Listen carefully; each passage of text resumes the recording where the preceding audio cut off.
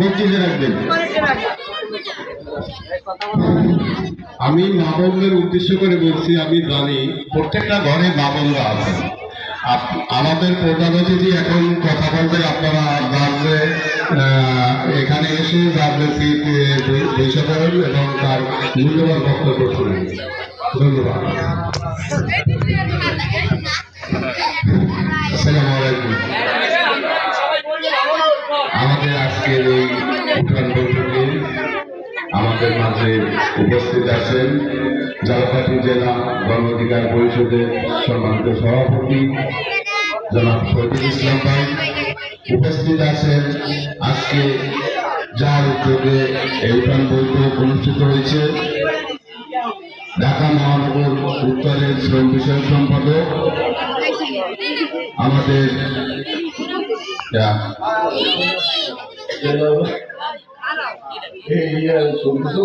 জেলার ভাই। উপস্থিত আছেন ঝালকাঠি জেলার গণ অধিকার পরিষদের সহসভাপতি জনাব কাশেম ভাই।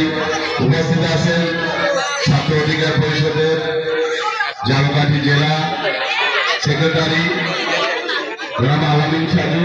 উপস্থিত আছেন রাজাপুর উপজেলা গণ অধিকার পরিষদের সহসভাপতি মনির ভাই।